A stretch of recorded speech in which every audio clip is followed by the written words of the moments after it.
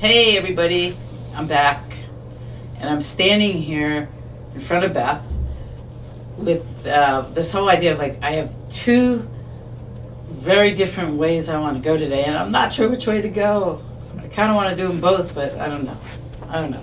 So I was like, do I go over here or do I go over here or wherever? So I'm just gonna hang right here for a second and kind of get a sense what I want to do.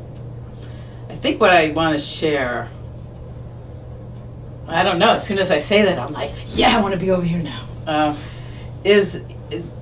think the thing that moved me this morning, anyway, is this capacity for life. If we're open our eyes, if we're paying attention, open our eyes, open our ears, open our heart, that there's room for so much. And so an example would be that happened was, so Saturday we're having a party for my stepfather, his 90th birthday, and what cast sort of a shadow, a cloud over it for me is the fact that my brother-in-law, we got news that his father died relatively fast in the morning, and totally I wasn't expecting it at all. And I just felt this incredible sadness. I didn't know him necessarily that well, but I knew him through my brother-in-law. And I know what it's like to lose a father. I lost mine. He was only 67. And so, sort of this mix of life that we can, in one way, have this party to celebrate a life, at the same time that there's sort of this sadness, right? And then fast forward, what's today? Today's Tuesday. Fast forward 2 days, and within the same family, got news that my nephew is engaged, and so there's happiness and joy around that. And I just got moved by how easy it is for us to get stuck on sadness or grief or anger or frustration or disappointment. Sometimes we shove it down like a little compactor, emotional compactor. And sometimes we corkscrew into it. We set up a house in the whirlwind of, I hate to use the word, but negative emotion. But I tend to use it even though I hate using it. We could just be,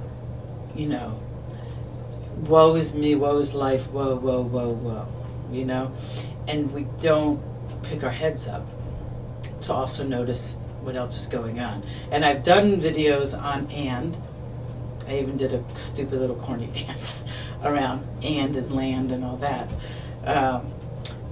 I also did something called the mixing bowl, which is connected to and, because we have our bowl. I'm looking for a bowl. I don't have a bowl. I have a little bunch of little kids hugging themselves with a candle inside. But the mixing bowl, where I feel sad for my brother-in-law and my niece and my nephew and my sister, who just lost a beloved family member, and sad just for the whole family. He was very loved, and his wife, and at the same time celebrating my stepfather, and emotion there, and then my nephew, and just being really happy for my nephew Lucas and stuff, and Lindsay. And I could get choked up talking about that. But lots of room for emotion. That when I hold that mixing bowl, I get to be in the full experience of life. And that's where I want you guys, right?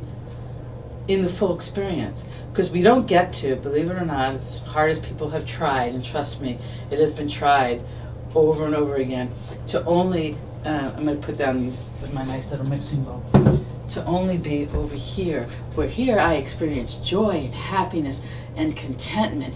Yay! But I never go over there. No, I never go to anger, frustration, sadness, disappointment, hurt. We build a big wall, right? And then I just live here. It doesn't work that way. If we're not able to live here, we don't get this. And so we really have this pretty much empty experience. I want for you to live in all of it. How big is your mixing bowl?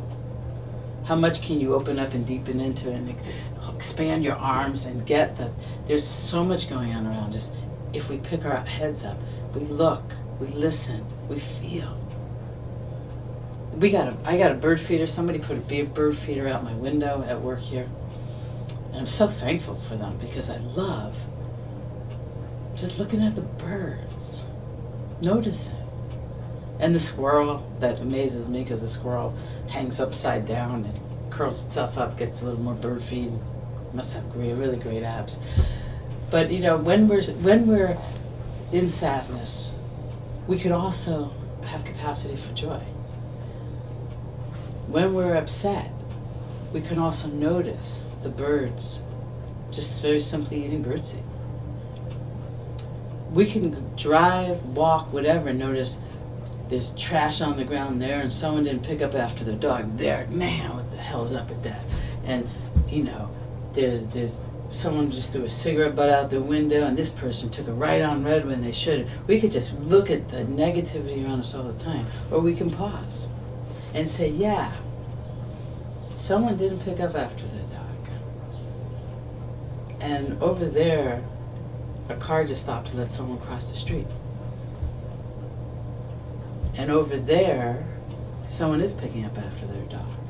And just maybe, if I pause long enough and breathe, I can reframe enough to say, maybe they ran out of a bag. I have a dog. And I hate like when I think, where's my bag, right? You don't know what someone's life story is. When we can pause, when we can hold the mixing bowl of all the possibilities, allow ourselves to be in the mix of our life, in all of the emotion, we can open ourselves up to the fact that maybe that person wasn't some stupid son of a bitch who doesn't give a shit about anything. Maybe they had their own thing going on that day. Maybe they had a bag and they dropped it. Maybe because they have a weakness and they lost their grip. Who knows? Pick our heads up, look around, open our hearts, open our eyes, open our ears, look at the full experience of life. Because let me tell you, it's pretty sweet when we can be there. It's pretty sweet. That's what I want for you. I want you to land in sweetness.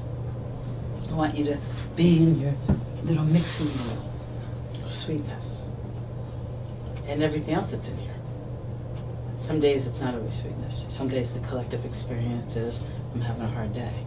Sometimes the collective experience is sweet.